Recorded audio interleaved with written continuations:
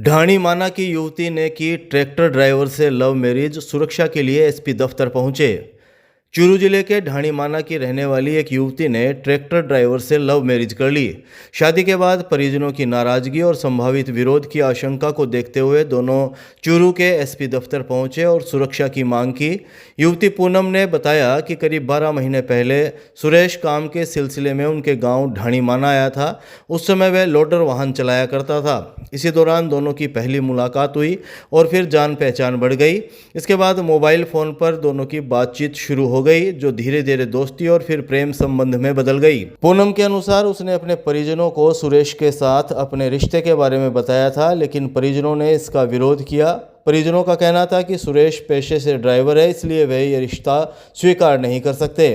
पूनम ने बताया कि वह सुरेश को पसंद करने लगी थी और उससे ही शादी करना चाहती थी। परिजनों की सहमति नहीं मिलने पर उसने खुद निर्णय लेने का फैसला कर लिया। 9 दिसंबर 2025 को वह घर से निकल गई और सुरेश के पास चली गई। इसके बाद दोनों जयपुर पहुंचे, जहां उन्होंने आर्य समाज मंदिर में विधि विधान के अनुसार शादी की। पूनम ने बताया कि सुरेश उसे बहला फुसलाकर या जबरदस्ती लेकर नहीं आया है। उसने कहा कि वह बालिग है और अपनी मर्जी से सुरेश के साथ आई है। पूनम ने यह भी कहा कि वह सुरेश को लेकर नहीं गई, बल्कि वह स्वयं उसे लेकर आई है। दोनों ने कहा कि एहतियातन वे पुलिस से सुरक्षा चाहते हैं। पुलिस अधिकारियों ने दोनों की बात गंभीरता से सुनी और उनके बयान भी दर्ज किए। मेरा नाम पूनम, मैं गाँव ढाणी माना ही हूँ। मैं सुरेश के साथ मेरी मर्जी में शादी करी हूँ। मैं खुद दाई है, कौन ले गया मैंने।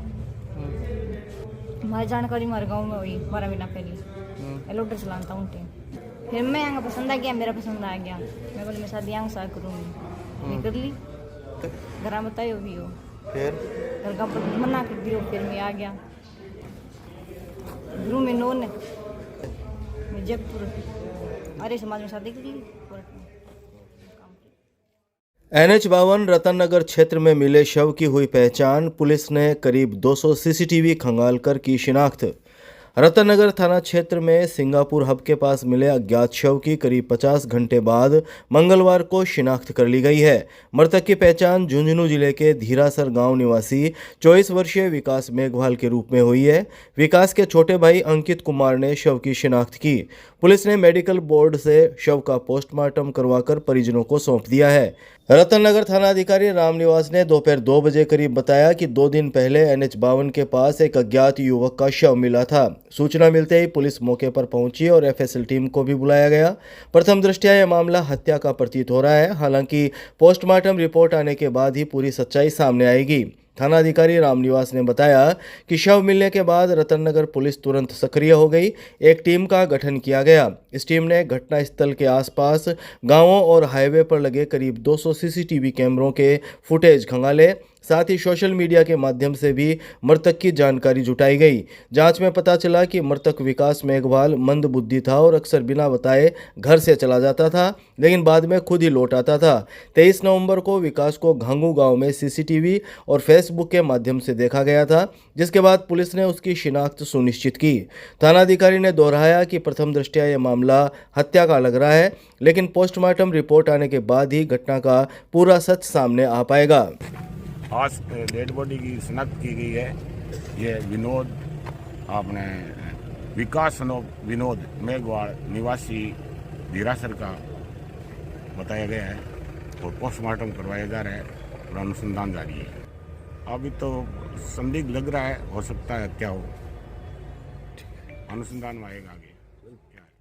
भाजपा प्रदेशाध्यक्ष मदन सिंह राठौड़ व मंत्री कन्हैया लाल का सैनिक बस्ती में किया गया सम्मान। मनरेगा व अरावली पर दिया बयान। भाजपा प्रदेशाध्यक्ष मदन सिंह राठौड़ और जन स्वास्थ्य अभियांत्रिकी एवं भूजल विभाग मंत्री कन्हैया लाल मंगलवार को चूरू पहुंचे। सैनिक बस्ती स्थित पूर्व नेता प्रतिपक्ष राजेंद्र राठौड़ के आवास पर भाजपा पदाधिकारियों और कार्यकर्ताओं ने दोनों नेताओं का स्वागत किया। इस दौरान भाजपा प्रदेशाध्यक्ष मदन सिंह राठौड़ ने दोपहर 1 बजे करीब कांग्रेस पर तीखा हमला बोलते हुए कहा कि मनरेगा में व्याप्त भ्रष्टाचार को खत्म करने के लिए सरकार ने जी राम जी योजना के तहत ठोस और प्रभावी कदम उठाए हैं। उन्होंने कहा कि पूर्व में फर्जी मस्टर रोल और जॉब कार्ड के जरिए बड़े पैमाने पर घोटाले होते थे, लेकिन अब बिचौलियों की भूमिका समाप्त कर राशि सीधे लाभार्थियों के खाते में भेजी जाएगी। इसी कारण कांग्रेस इस व्यवस्था का विरोध कर रही है। मंत्री कन्हैया लाल ने कहा कि मनरेगा में किए गए संशोधन भ्रष्टाचार के खिलाफ ऐतिहासिक कदम है। सरकार पारदर्शिता और जवाबदेही के लिए पूरी तरह प्रतिबद्ध है। अरावली पर्वतमाला के मुद्दे पर उन्होंने स्पष्ट किया कि मुख्यमंत्री और केंद्रीय पर्यावरण मंत्री भूपेंद्र सिंह यादव ने साफ कहा है कि अरावली क्षेत्र में न खनन होगा और न ही नया आवंटन। इस मौके पर पूर्व मंत्री राजेंद्र राठौड़, विधायक हरलाल सारण सहित अनेक भाजपा नेता मौजूद रहे।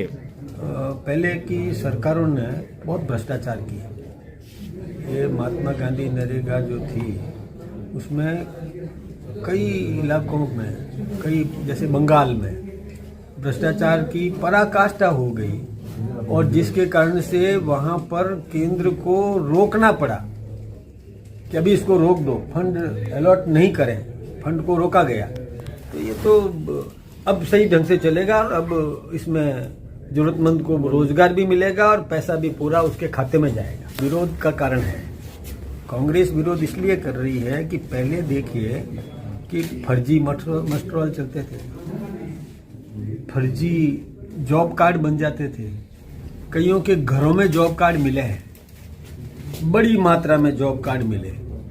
तो ये भ्रष्टाचारी बिचौलिए हट गए, अब सीधा पैसा उसके खाते में मिलेगा तो बिचौलिए की कमाई तो खत्म हो गई ना, इसलिए वो तो चिल्लाएंगे ही चिल्लाएंगे। दिल्ली को बिल्कुल हमारी मुख्यमंत्री जी ने भी और केंद्र के पर्यावरण मंत्री आदरणीय भूपेंद्र जी ने भी बहुत क्लियर कह दिया है कि अरावली पर्वत श्रेणियों को छेड़ा नहीं जाएगा। ये जो बात है बहुत क्लियर कट है कि अलग से कोई टापू है जिसकी हाइट को लेकर के है 20 मीटर तो जमीन के अंदर, 80 मीटर जमीन के बाहर, और वो भी उसका जो फैलाव है वहां से उसका नाप शुरू करेंगे तो बहुत छोटी सी टेकरी आती है। सर खनन नहीं होगा मतलब? नहीं, मैं उससे ऊपर कहीं खनन नहीं होगा, नहीं होगा। यानी ऐसी पर्वत श्रेणियां जिसमें कोई खनन नहीं होगा। अरावली में कोई नया कोई अलॉटमेंट भी नहीं है, नया कोई काम भी नहीं है, वो करने। और जो कुछ भी ये है इसमें भी गहलोत साहब की सरकार थी, उनके मंत्रिमंडल ने ये प्रपोजल बना करके दिया था, वो किस मुंह से आज विरोध कर रहे हैं? अरावली बचाओ आंदोलन के तहत इंद्रमणि पार्क से कल निकाला जाएगा पैदल मार्च, हस्ताक्षर अभियान को मिला समर्थन। चूरू में अरावली बचाओ आंदोलन के तहत 24 दिसंबर को इंद्रमणि पार्क से पैदल मार्च निकाला जाएगा। इसी क्रम में अरावली बचाओ हस्ताक्षर अभियान को यहां व्यापक समर्थन मिला है। चूरू के पंडित दीनदयाल उपाध्याय मेडिकल कॉलेज में मंगलवार को प्रिंसिपल डॉक्टर एम पुकार ने सबसे पहले हस्ताक्षर कर इस मुहिम का समर्थन किया। डॉक्टर पुकार ने युवाओं की इस पहल को सराहनीय बताया। उन्होंने कहा कि आज का युवा न केवल बेरोजगारी से जूझ रहा है बल्कि पर्यावरण जैसे गंभीर मुद्दों पर भी जागरूक है। अस्पताल अधीक्षक डॉक्टर दीपक चौधरी ने अरावली क्षेत्र में अत्यधिक खनन से बढ़ते प्रदूषण पर चिंता जताई। उन्होंने कहा कि इसका सीधा प्रभाव आमजन के स्वास्थ्य पर पड़ेगा। इस अवसर पर अस्पताल उप अधीक्षक डॉक्टर इदरीश खान सहित मेडिकल कॉलेज के डॉक्टर, छात्र और छात्राएं मौजूद रहे। भगत सिंह युवा क्रांतिकारी मंच के संयोजक राजेश चौधरी ने शाम 5 बजे करीब बताया कि अभियान के तहत बुधवार 24 दिसंबर को 11 बजे विरोध प्रदर्शन किया जाएगा। इंद्रमणि पार्क से कलेक्ट्रेट सर्किल तक पैदल मार्च निकाला जाएगा और राष्ट्रपति के नाम जिला कलेक्टर को ज्ञापन सौंपा जाएगा। बीदासर थाना क्षेत्र की 14 वर्षीय नाबालिग छात्रा से दुष्कर्म के आरोपी को 20 साल कैद की सजा, पोक्सो कोर्ट ने सुनाया फैसला। चूरू के बीदासर थाना में साल 2024 में दर्ज नाबालिग छात्रा से दुष्कर्म मामले में मंगलवार को पोक्सो कोर्ट ने अपना फैसला सुना दिया है। पोक्सो कोर्ट ने आरोपी को दोषी करार देते हुए 20 साल कठोर कारावास व 45,000 के अर्थदंड की सजा सुनाई है। कोर्ट ने 15 गवाहों के बयान और 28 दस्तावेजी साक्ष्य के आधार पर अपना फैसला सुनाया। पोक्सो कोर्ट के विशिष्ट लोक अभियोजक हेम सिंह शेखावत ने दोपहर 1 बजे करीब बताया कि धार्मिक आयोजनों में ढोलक बजाने और झांकियां सजाने का काम करने वाला आरोपी श्री गंगानगर के रतनपुरा गांव का रहने वाला है। आरोपी लंबे समय से कथावाचक पार्टी के साथ जुड़ा हुआ था और भागवत कथा आयोजनों में ढोलक बजाने के साथ साथ झांकियां सजाने तथा पात्रों की भूमिका तय करने का काम करता था। इसी दौरान वह चूरू जिले के बीदासर थाना क्षेत्र के एक गांव में भी पहुंचा, जहां आरोपी की पहचान 14 वर्षीय छात्रा के घर वालों से हुई और बाद में वह पीड़िता से मोबाइल पर बातें करने लगा। सितंबर 2024 को आरोपी ने छात्रा को मिलने के बहाने रात के समय स्कूल परिसर में बुलाया और उसके बाद दुष्कर्म की वारदात को अंजाम दिया। इसके साथ ही वह उसे बहला फुसलाकर अपहरण कर नागौर ले गया, जहां एक रेस्ट हाउस में पीड़िता को अपने साथ रखकर आरोपी ने उसके साथ कई बार दुष्कर्म की वारदात की। बीदासर थाने में मुकदमा दर्ज होने के बाद पुलिस जांच, मेडिकल रिपोर्ट और पीड़िता के बयान के आधार पर मामला अदालत तक पहुंचा।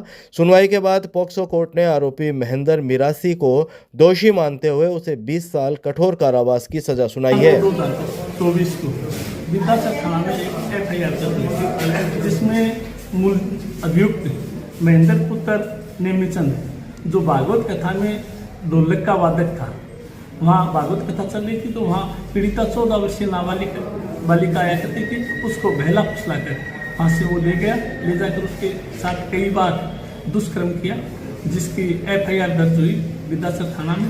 जिसके बाद अनुसंधान माननीय न्यायालय में चालान पेश हुआ। न्यायालय में सुनवाई के बाद हमने 15 गांवों के बयान करवाए, 28 दस्तावेजात हमने प्रदर्शित करवाए। उसके आधार पर माननीय न्यायाधीश अनिल कुमार जी गुप्ता ने सुनवाई के बाद इसमें मुलजिम को 20 वर्ष के कारावास से दंडित किए, 45,000 रुपये के अर्थदंड से दंडित किया है।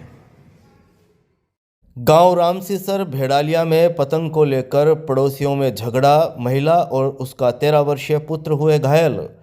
चूरू जिले की सरदार शहर तहसील के रामसीसर भेड़ालिया गांव में एक पतंग को लेकर हुआ मामूली विवाद देखते ही देखते हिंसक झड़प में बदल गया। इस घटना में एक महिला और उसका 13 वर्षीय पुत्र घायल हो गए, जिन्हें उपचार के लिए चूरू के राजकीय भरतिया अस्पताल लाया गया।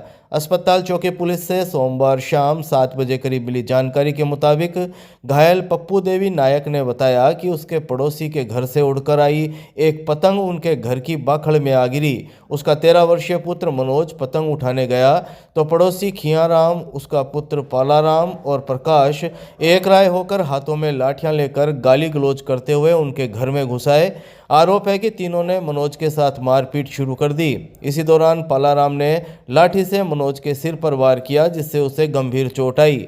बेटे की चीख पुकार सुनकर पप्पू देवी बीच बचाव करने पहुंची तो आरोपियों ने उनके साथ भी धक्का मुक्की की। खियाराम ने लाठी से महिला के सिर पर वार किया, जबकि प्रकाश ने छड़े से हमला किया, जिससे महिला के सिर और हाथों में चोट आई। शोर मचाने पर आरोपी मौके से फरार हो गए। घटना के बाद घायल मां बेटे को परिजन चूरू के राजकीय भरतिया अस्पताल लेकर पहुंचे, जहां आपातकालीन वार्ड में दोनों का इलाज किया गया।